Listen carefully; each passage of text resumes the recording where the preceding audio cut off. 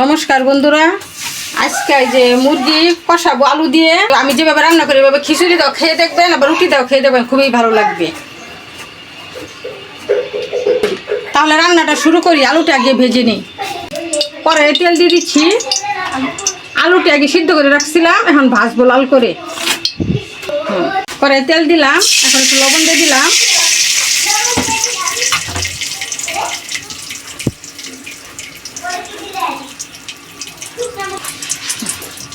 তেল গরম হয়ে গেছে, লবণও দিয়ে দিচ্ছি। লবণটা দিলে কি হয়, আলুটা কড়াইয়ের মধ্যে লাগবে না। আলুগুলো দিয়ে দিলাম।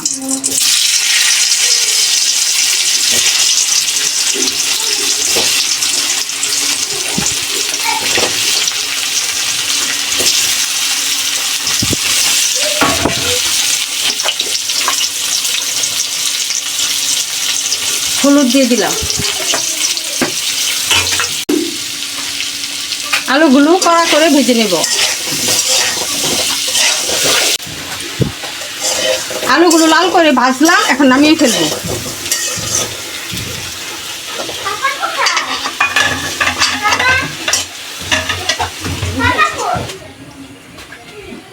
কড়াই তেল দিয়ে দিলাম মাংস রান্নার জন্য।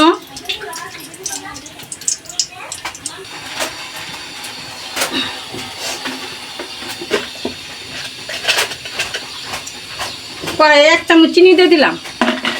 চিনি দিলে কি হয়, তরকারির কালারটা সুন্দর আসে। এখন এলাচি, দারচিনি আর জায়ফল জয়িত্রী দিয়ে দিলাম।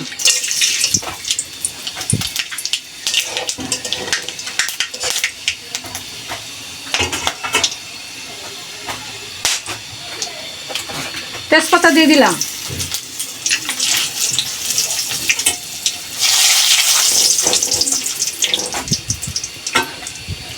পেঁয়াজ দিয়ে দেবো। টমেটো দিয়ে দিলাম।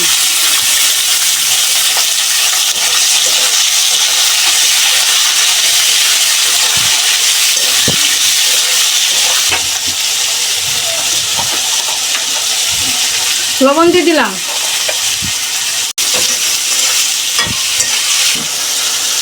আজকের মাংসটা অন্যরকম ভাবে রান্না করে দেখাবো।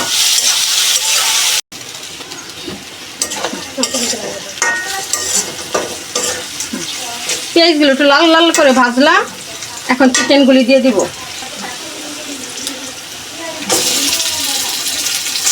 চিকেনগুলি ভাজবো, ভাজতে একটু ভাজা হলে পরে মশলা দিব।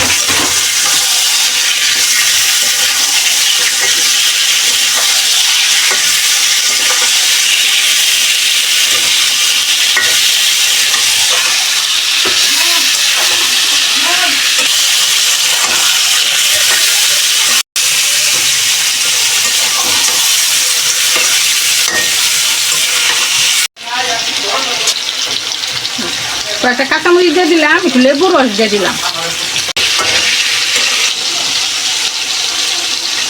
মাংসটা ভাজা হয়েছে, এখন আদা রসুন দিয়ে দেবো। আদা রসুন দিয়ে কখন ভাজবো, আদা রসুনের গন্ধটা চলে গেলে তোর বাকি মশলা দিব।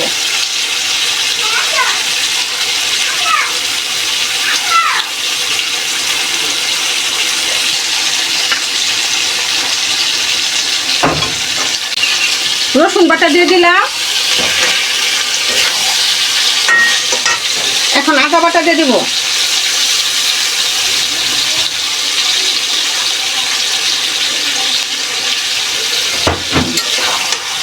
এখন আর কিছুক্ষণ ভাজবো, আদা রসুনের গন্ধটা চলে যাবে।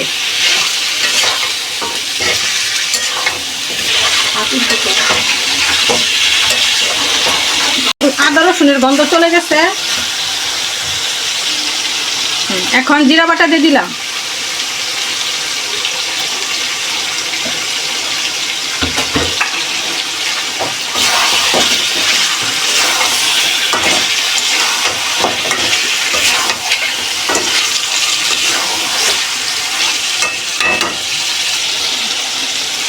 ধনিয়ার গুঁড়া, একটু গোলমরিচের গুঁড়া দিয়ে দিলাম।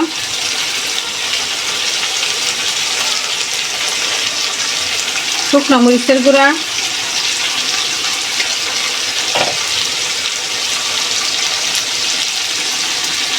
হলুদের গুঁড়া,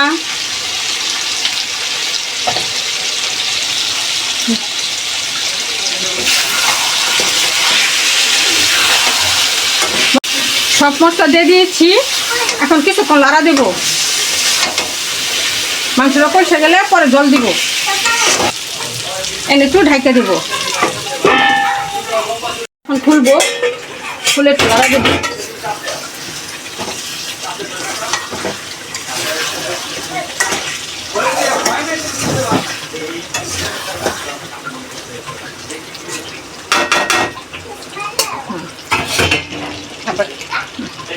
আবার ঢেকে দিই। ঢাকনাটা এখন খুলবো।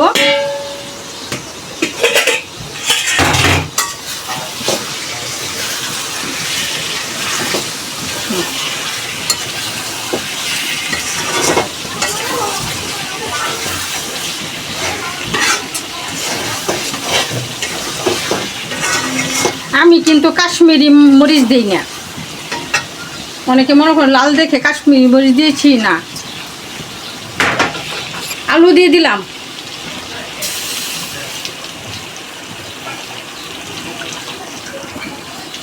একটু গরম জল দিয়ে দিলাম।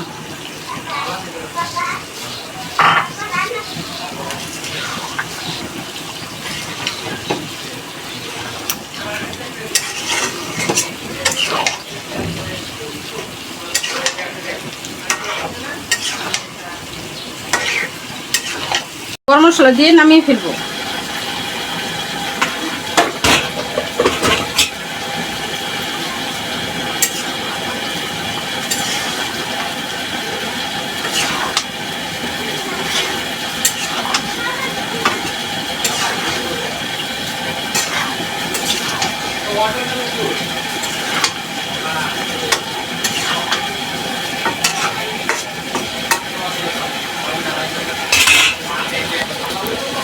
হ্যাঁ, তরকারিটা হয়ে গেছে, নামিয়ে ফেলবো।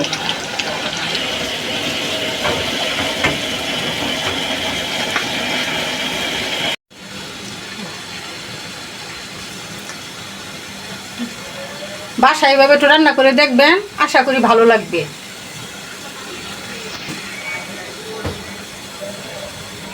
বলছিলাম তো ভুনা করবাম, এখন আমার ছেলে ভুনা খাবে না, এর লাগে একটু ঝুল করলাম।